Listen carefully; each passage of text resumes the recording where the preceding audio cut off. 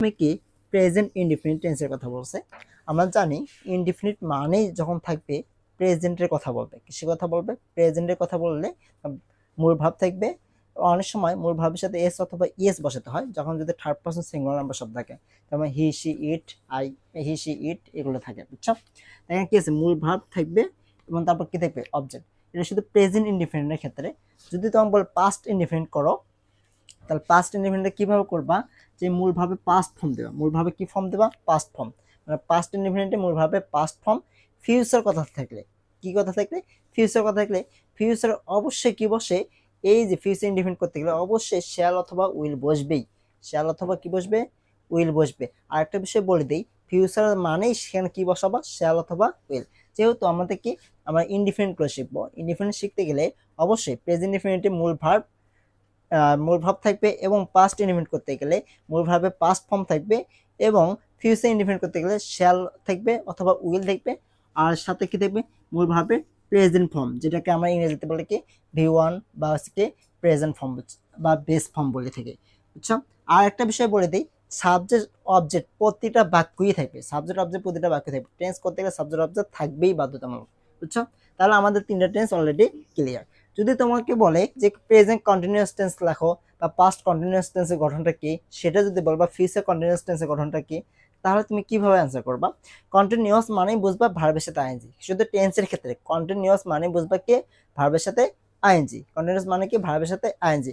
যদি প্রেজেন্ট কন্টিনিউয়াসের কথা বলে, কোন কন্টিনিউয়াস, প্রেজেন্ট কন্টিনিউয়াস মানে আমরা বুঝলাম কি, কন্টিনিউয়াস মানে কি ভার্বের সাথে আইএনজি, কন্টিনিউয়াস মানে কি ভার্বের সাথে আইএনজি। যদি প্রেজেন্ট কন্টিনিউয়াসের কথা বলে, তখন বসবে অ্যাম ইজ আর। প্রেজেন্ট কন্টিনিউয়াসে কি বসে, অ্যাম is R.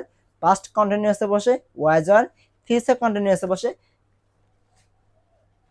Shall be, will be, বুঝছো বিষয়টা ক্লিয়ার। তা কি বললাম, যে প্রেজেন্ট কন্টিনিউয়াসে অ্যাম ইজ আর, পাস্ট কন্টিনিউয়াসে কি হবে ওয়াজ আর, এবং ফিউচার কন্টিনিউয়াসে কি হবে শ্যাল বি, উইল বি, বুঝছো। আর কন্টিনিউয়াস মানে তো ভার্বের সাথে আইএনজি।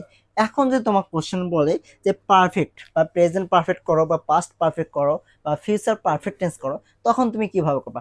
পারফেক্ট মানেই মাথায় মনে রাখবা যে কি বসবে, ভিতরি বসবে। পারফেক্ট মানেই মনে রাখবা কি বসবে, ভিতরি বসবে। তার মানে যদি প্রেজেন্ট পারফেক্টের কথা বলে, তখন তুমি বসাবে হ্যাভ হ্যাজ। পাস্ট পারফেক্টের কথা বললে বসাবা হ্যাড, এবং ফিউচার পারফেক্টের কথা বললে কি বসাবা, শ্যাল হ্যাভ, উইল হ্যাভ। এই বিষয়টা মনে থাকবে তো। প্রেজেন্টে কি বসবে, হ্যাভ হ্যাজ।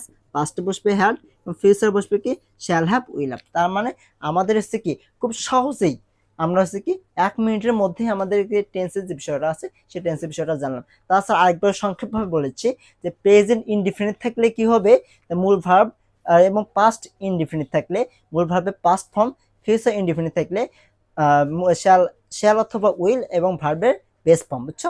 তারপর হচ্ছে কি প্রেজেন্ট কন্টিনিউয়াস থাকলে, কন্টিনিউয়াস মানে বুঝবা কি ভার্বের সাথে আইএনজি। প্রেজেন্ট কন্টিনিউয়াস থাকলে কি হবে, মিজার।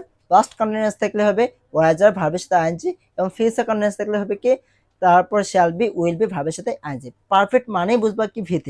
প্রেজেন্ট পারফেক্ট হবে কি হ্যাভ হ্যাজ ভি3, এবং পাস্ট পারফেক্ট হবে কি হ্যাড প্লাস ভি3, এবং ফিউচার পারফেক্ট হবে কি শ্যাল হ্যাভ, উইল হ্যাভ, তারপর হচ্ছে ভিতরে। জাস্ট আমাদের কি সহজে আমাদের টেন্সের যে গঠনটা আছে সেটা সুন্দর করে শিখতে পারলাম। আমাদের অন্য যে ভিডিওগুলো আছে, আমাদের হচ্ছে যেমন গ্রামারে কি বেসিক টু অ্যাডভান্স সবগুলো ক্লাসে আমাদের ইউটিউব চ্যানেল এবং ফেসবুক পেজে আপলোড দেওয়া হবে। অবশ্যই আমাদের ইউটিউব চ্যানেল সাবস্ক্রাইব করবেন এবং ফেসবুক পেজটি ফলো দিয়ে রাখবেন। ধন্যবাদ সবাইকে। আসসালামু আলাইকুম।